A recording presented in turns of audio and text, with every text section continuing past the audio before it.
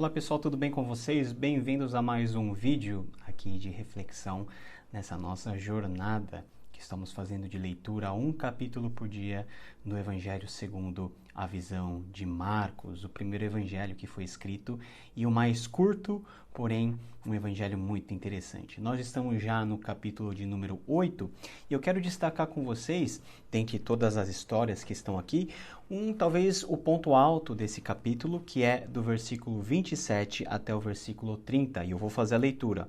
Jesus e os seus discípulos deixaram a Galiléia e foram para um povoado perto da Cesareia de Filipe. Enquanto caminhavam, Jesus lhes perguntou: "Quem as pessoas dizem que eu sou?" Eles responderam: "Alguns dizem que o Senhor é João Batista, outros que Elias ou um dos profetas." "E vocês?", perguntam ele, "quem vocês dizem que eu sou?" Pedro respondeu: "O Senhor é o Cristo." Mas Jesus os advertiu de que não falassem a ninguém a seu respeito. Quando nós começamos a caminhada com Jesus e convivemos com Ele, ouvimos a Sua palavra, aprendemos da Sua instrução, a primeira pergunta e a pergunta mais importante que nós devemos fazer é justamente essa pergunta: quem vocês acham que Jesus é? Em outras palavras, para você, quem Jesus é? Será que Jesus é apenas um guru de uma religião, uma pessoa legal, um homem sábio, um homem com uma inteligência diferenciada, ou um homem que tem uma habilidade, talvez, de invocar o divino e fazer milagres?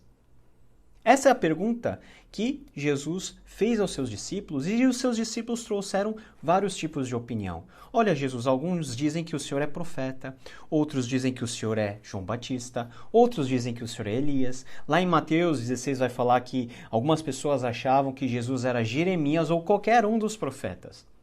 Ou seja, a perspectiva que as pessoas tinham de Jesus era de alguém talvez especial, um mestre dotado de um saber que é fora do comum, mas só isso. E Jesus pergunta justamente para aqueles que ele tinha escolhido como discípulos e que durante um tempo já razoável estavam com Jesus. E vocês? Quem vocês pensam que eu sou? Para vocês, quem eu sou?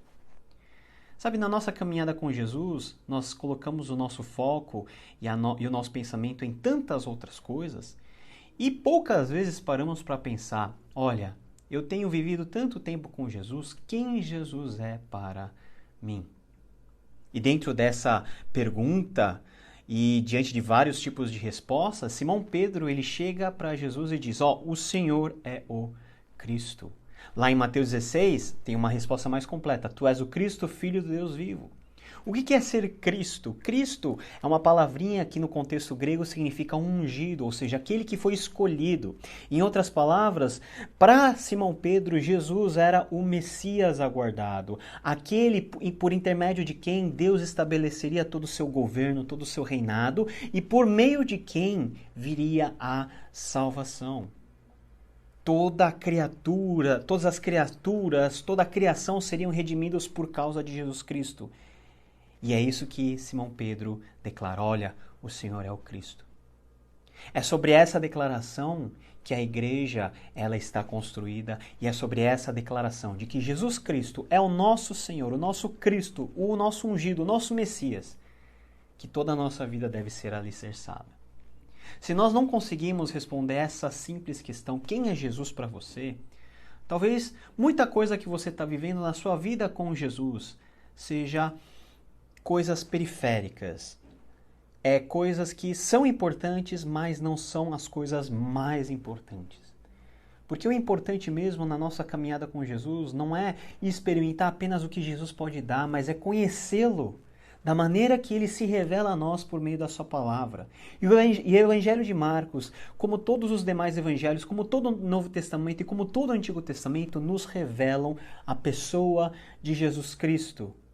Ele que é o Filho de Deus, mas que veio ao mundo para resolver o nosso maior problema e a nossa maior crise, o pecado. Tirar de nós o nosso maior inimigo, que é a morte, para que possamos ter nele, por causa dele e para ele, uma vida em abundância.